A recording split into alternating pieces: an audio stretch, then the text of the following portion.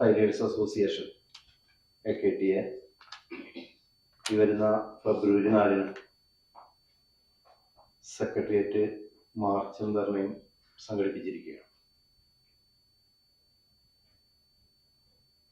തയ്യൽ തൊഴിലാളി ക്ഷേമനിധിയുമായി ബന്ധപ്പെട്ട വിഷയങ്ങളാണ്. 94 തയ്യൽ തൊഴിലാളി ക്ഷേമനിധി നിയമം കേരള അസംബ്ലി പാസ്സാക്കുന്നത്. ആ കാലഘട്ടത്തിൽ 10 രൂപയാണ് തൊഴിലാളികളുടെ അംശാദായം ഉണ്ടായത്. ആ അംശാദായം അടയ്ക്കുന്ന തൊഴിലാളിക്ക് മാക്സിമം റിട്ടയർമെന്റ് 60 വയസ്സ് കഴിയുമ്പോൾ പിരിയുന്ന മാക്സിമം റിട്ടയർമെന്റ് തുക അന്നത്തെ നിയമം അനുസരിച്ച് 60,000 രൂപയാണ്. 2008 ഇത് 20 രൂപയായി വർദ്ധിപ്പിച്ചു. 20 രൂപയായി വർദ്ധിപ്പിച്ചപ്പോഴും റിട്ടയർമെന്റ് തുകയിൽ മാറ്റങ്ങൾ ഉണ്ടായില്ല. അതേ പട്ടിക വെച്ച് തന്നെയാണ് റിട്ടയർമെന്റ് തുക കൊടുത്തു വന്നിരുന്നത്.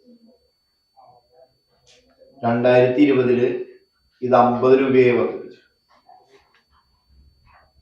ആ ഘട്ടത്തിൽ റിട്ടയർമെന്റ് തുക സംബന്ധിച്ച് ഉത്തരവിറക്കിയത് മാക്സിമം റിട്ടയർമെന്റ് ഈ 60,000 എന്നത് 1,50,000 എന്ന ഉത്തരവാണ് ഇറക്കിയത്.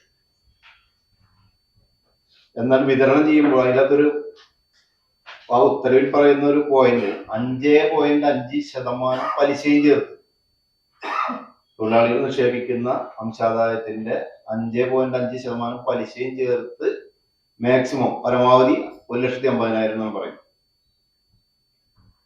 പക്ഷെ പിന്നീട് ഇത് കണക്ക് കൂട്ടി കൊടുക്കാൻ തുടങ്ങിയപ്പോൾ ഇത് വാർഷിക പലിശ കണക്ക് കൂട്ടണോ മന്ത്ലി കാൽക്കുലേറ്റ് ചെയ്യേണ്ട പലിശയാണോ എന്നുള്ളൊരു കൺഫ്യൂഷൻ ഉടലെടുക്കുകയും നേരത്തെ 60,000 കിട്ടിയിരുന്ന സ്ഥാനത്ത് അത് 26,000 ശിഷ്ടം രൂപയായി കുറയുന്ന സാഹചര്യം. 50 രൂപയായി വർദ്ധിപ്പിച്ചപ്പോ 10 രൂപ അടച്ചിരുമ്പോ കിട്ടിക്കൊണ്ടിരുന്ന ആനുകൂല്യം പോലും കിട്ടാത്ത രീതിയിലേക്ക് കുറയുന്ന സാഹചര്യം. അത് സംബന്ധിച്ച് ഒരുപാട് സമരങ്ങളും ഗവൺമെന്റുമായിട്ട് ഇടപെട്ട് സംസാരിച്ചതിന്റെ ഭാഗമായി കുറവ് വന്ന തുക കൊടുക്കാം എന്നുള്ള രീതിയിലേക്ക് ധാരണയായി. ആ ധാരണ കേരള അസംബ്ലിയിൽ കൊണ്ടുവന്ന് അവതരിപ്പിച്ചപ്പോൾ 5.5% പലിശ ചേർത്ത് കൊടുക്കാനും നേരത്തെ 10 രൂപ അടച്ചുകൊണ്ടിരുന്നപ്പോഴുണ്ടായിരുന്ന പട്ടിക അതിൽ ഏതാണോ അധികം വരുന്നത് അതിന് അർഹതയുണ്ടാവുമെന്നാണ് പറഞ്ഞത്. അപ്പോൾ ഒരു കാരണവശാലും 60,000 മേലെ കയറി പോകുന്ന സാഹചര്യമില്ല. എന്നാൽ ഉത്തരവിൽ 1,50,000 എന്ന് പറയുകയും ചെയ്തു. ഇപ്പോ ക്ഷേമനിധി ബോർഡ് ഒരു പട്ടിക തയ്യാറാക്കി സർക്കാരിലേക്ക് വീണ്ടും അനുമതിക്ക് വേണ്ടി സമർപ്പിച്ചിട്ടുണ്ട്. അതിനു മുമ്പ് തന്നെ ഇതിനുമായി ബന്ധപ്പെട്ട നിരവധി സമരങ്ങൾ നടന്നിട്ടുണ്ട്. ആ സമരത്തിലൊക്കെ ഇപ്പോ നിയമസഭയ്ക്കകത്ത് തന്നെ പ്രതിപക്ഷ നേതാവ് VD സതീശൻ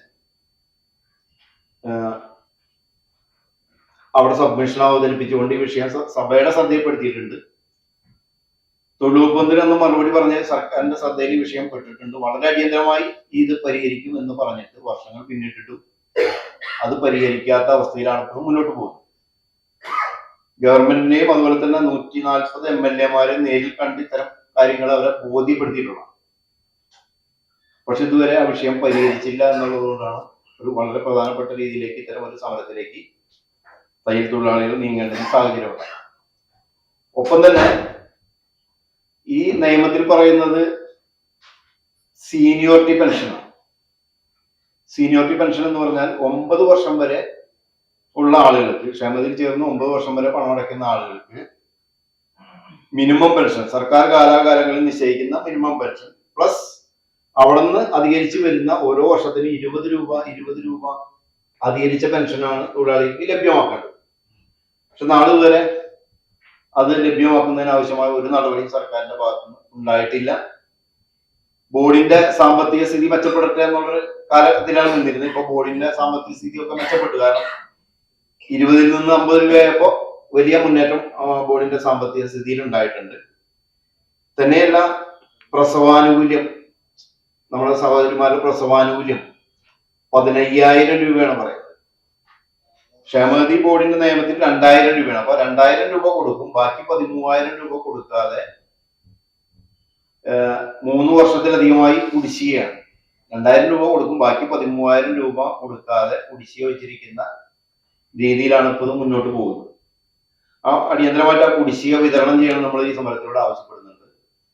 തന്നെയുമല്ല, ഇപ്പോ പുതുതായി ചേരുന്ന ഈ കഴിഞ്ഞ വർഷം മുതൽ പുതുതായി ചേരുന്ന ആളുകൾക്ക് ID കാർഡ്, അവരെ അംഗത്തെ കാർഡ് വിതരണം ചെയ്യാതെ കാർഡ് തടഞ്ഞു വെച്ചിരിക്കുന്ന ഒരു അവസ്ഥ. അത് അടിയന്തരമായിട്ട് വിതരണം ചെയ്യണം എന്നീ സമരത്തിലൂടെ നമ്മൾ ആവശ്യപ്പെടുന്നുണ്ട്.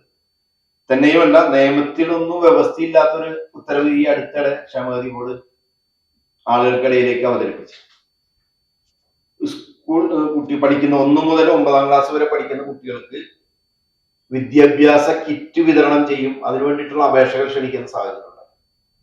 നിരവധി ആളുകൾ, ആയിരക്കണക്ക് വരുന്ന ആളുകൾ അതിൽ അപേക്ഷ കൊടുത്തു. നാളിതുവരെ അടുത്ത അധ്യയന വർഷം ആരംഭിക്കാം, പരീക്ഷ കഴിഞ്ഞ അധ്യയന വർഷം ആരംഭിക്കേണ്ട കാലഘട്ടമായി, ഇതുവരെ അത് വിതരണം ചെയ്യുന്നതിന് ആവശ്യമായിട്ടുള്ള ഒരു നടപടിയും ബോർഡിന്റെ ഭാഗത്തുനിന്ന് ഉണ്ടായിട്ടില്ല.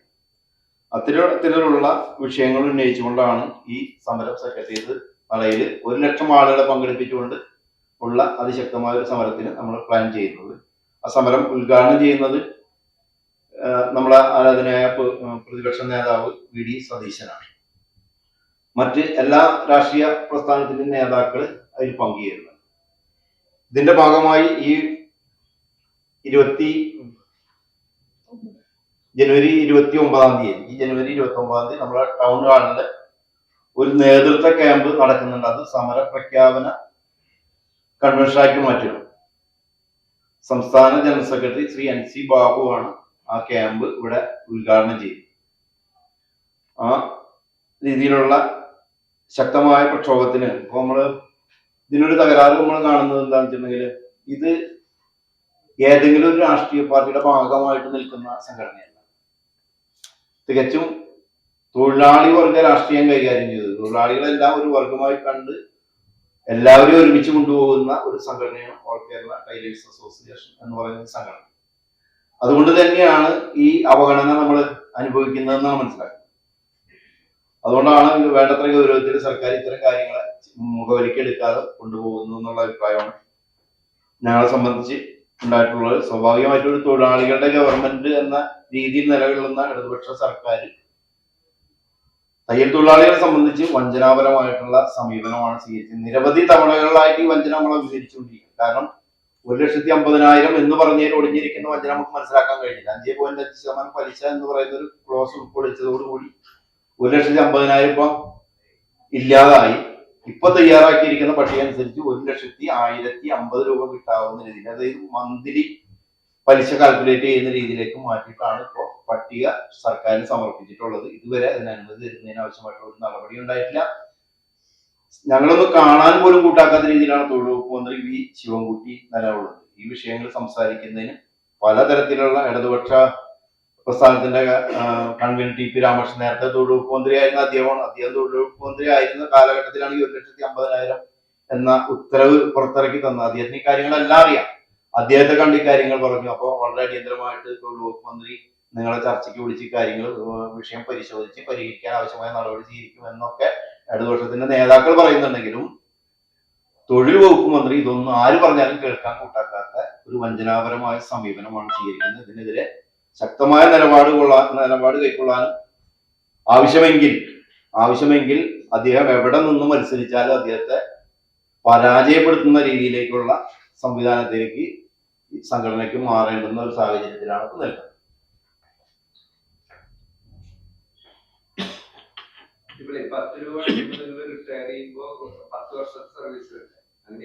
അല്ല, 3 വർഷമാണ് മിനിമം സർവീസ് വേണ്ടത്. അല്ല 18 വയസ്സ് മുതൽ ചേരുന്നത് 18 വയസ്സാണ്. 18 വയസ്സ് മുതൽ 42 വർഷക്കാലം, അതായത് 60 വയസ്സ് വരെ. അതാണ് മാക്സിമം റിട്ടയർമെന്റ് എന്ന് പറയുന്നത്. 60,000 രൂപ 10 രൂപ അടച്ചുകൊണ്ടിരുന്ന കാലമാണ്. പറഞ്ഞത് ഉത്തരവ് നമ്മളെ ഈ തന്നതാണ്. അത് ഈ ഉദ്യോഗസ്ഥർ ഇത് കാൽക്കുലേറ്റ് ചെയ്യുമ്പോൾ ഇതിന്റെ അകത്തൊരു വാചകം കിടക്കുന്നു, 5.5% പലിശ ചേർത്ത്. ഇയർലിയാണ് കണക്കാക്കുക. ഇയർലി കണക്കാക്കുമ്പോൾ ഒരു കാരണവശാലും നമുക്ക് അങ്ങനെ എത്തില്ല. അപ്പൊ അങ്ങനെ കണക്ക് കൂട്ടുമ്പോ 26,000 സംതിങ് രൂപയായിട്ട് കുറയും. അതിന്റെ പട്ടിക നമ്മളെ കയ്യിലുണ്ട്. ഇയർലി കണക്ക് കൂട്ടും 42 വർഷം. അതെ. അപ്പോ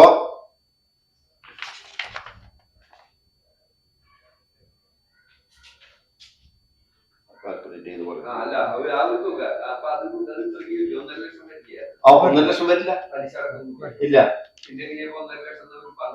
അത് ഒരു ആ ഘട്ടത്തിൽ, അതായത് ലോക്സഭാ തെരഞ്ഞെടുപ്പിന്റെ കാലഘട്ടത്തിലാണ് അങ്ങനെ ഒരു സംഗതി കൊണ്ടുവന്നത്, നോട്ടിഫിക്കേഷൻ ഇറങ്ങിയത്. അതാണ് അങ്ങനെ വന്നത്. അപ്പൊ അതിൽ വേണ്ടത്ര പരിശോധനയോ ആലോചനയോ ഇല്ലാതെ തൽക്കാലം തൊഴിലാളികളെ സമാധാനപ്പെടുന്നു. സമരരംഗത്ത് നിന്ന് തൊഴിലാളികളെ പിൻവലിപ്പിക്കുന്നതിന് വേണ്ടി. കാരണം ലോക്സഭാ ഇലക്ഷൻ നടക്കുന്ന സമയത്ത് നമ്മളെല്ലാ മത്സരാർത്ഥികൾക്കും സ്ഥാനാർത്ഥികൾക്കും ഇത് സംബന്ധിച്ച് തീരുമാനമില്ലെങ്കിൽ ഞങ്ങൾ ശക്തമായ നിലപാട് സ്വീകരിക്കുക എന്നുള്ള രീതിയിലേക്ക് എല്ലായിടങ്ങളിലും നമ്മളെ 20 മണ്ഡലങ്ങളിലും നമ്മൾ ബന്ധപ്പെട്ട് അവരുടെ പ്രവർത്തകരെ കണ്ട് നോട്ടീസ് കൊടുത്തിരുന്നു. അതിന്റെ അടിസ്ഥാനത്തിലാണ് ഇങ്ങനെ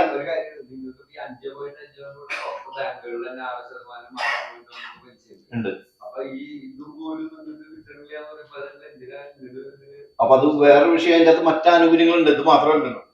ഇപ്പൊ പ്രസവാനുകൂല്യം, മക്കളുടെ വിവാഹത്തിന് ധനസഹായം, പെൻഷൻ ഉണ്ട്, റിട്ടയർമെന്റ്, അതുകൂടാതെ വിദ്യാഭ്യാസ ആനുകൂല്യം തുടങ്ങി മറ്റു ആനുകൂല്യങ്ങളുണ്ട്. ഇതെല്ലാം കവർ ചെയ്ത് പോകണ്ടേ. അങ്ങനെ സംഭവിച്ചു.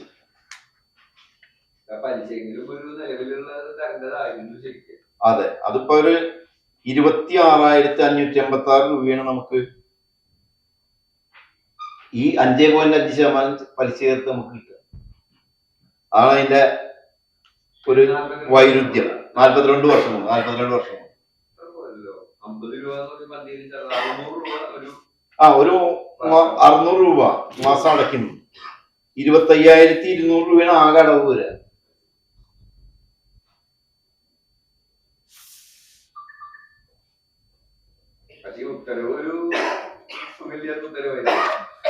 അതുകൊണ്ടാണ് ഇപ്പൊ ഇത് ആദ്യം ക്ഷേമനിധി നിയമം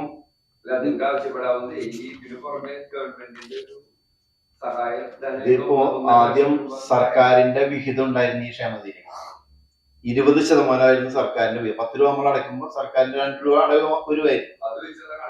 അന്നത്തെ കണക്ക് അങ്ങനെയാണ്. പിന്നീട് ഈ ഇവിടെ ഉത്തരവില് ഇതിന്റെ ശതമാനം പറയുന്നുണ്ട്, ഓരോ വർഷത്തിൽ വരുന്നത്. അപ്പൊ 20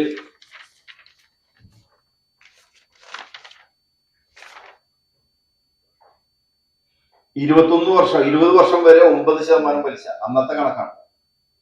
21ാമത്തെ വർഷം മുതൽ 10%. പിന്നെ 36ാമത്തെ വർഷം മുതൽ 10.5%. അന്ന് പലിശ കാൽക്കുലേറ്റ് ചെയ്തിരുന്ന രീതി അതാണ്. 10 രൂപ കൊടുത്തുകൊണ്ടിരുന്ന കാലഘട്ടത്തിലുള്ള സംഭവമാണ് പറയുന്നത്. പിന്നീട് ആ നിയമം ആരും അറിയാതെ ഭേദഗതി, ഈ പലിശ എന്ന് പറയുന്ന കോളം അവിടെ നിന്ന് ഒഴിവാക്കി. വെറുതെ ബ്ലാങ്കായി, പലിശയുടെ കോളം കാണിക്കുന്നില്ല. 60,000 രൂപ, അതാണ് അവസ്ഥ. അപ്പൊ ഇതിന് ക്ഷേമനിധി നിലവിൽ വന്ന അന്ന് മുതൽ ഒരു വർഷം അടയ്ക്കുന്ന തൊഴിലാളി, 3 വർഷം അടയ്ക്കുന്ന തൊഴിലാളി, 10 വർഷം, ഇങ്ങനെ ഓരോ വർഷത്തിന് സ്ലാബ് ഉണ്ട്, പട്ടിക തയ്യാറാക്കിയിട്ടുണ്ട്. ഈ 1,50,000 എന്ന ഉത്തരവ് നമുക്ക് പട്ടികയില്ല. മാക്സിമം, പരമാവധി എന്നുള്ളൊരു വാചകം അതിൻ്റെ അകത്ത് ഉൾപ്പെടുത്തി പോകുന്ന സാഹചര്യം ഉണ്ടായി. അതുകൊണ്ടാണ് ഇത്തരത്തിലുള്ളൊരു അവസ്ഥയിൽ വന്നത്. ഇത് ഗവൺമെന്റിനെ പൂർണ്ണമായും ബോധ്യപ്പെടുത്തി, എല്ലാ ആളുകളെയും ബോധ്യപ്പെടുത്തിയിട്ടുണ്ട്. കോടതിയിൽ കേസുണ്ട്. ഹൈക്കോടതിയിൽ കേസ് നിലനിൽക്കുന്നു. ഒന്നും ആയിട്ടില്ല. കേസ് നീട്ടിക്കൊണ്ടുപോകണം. കാരണം ഇവിടുന്ന് ആവശ്യപ്പെടുന്ന മറുപടി കൊടുക്കുന്നില്ല, മറുപടി കൊടുക്കാതെ വൈകിപ്പിക്കുക. അതെ അതെ.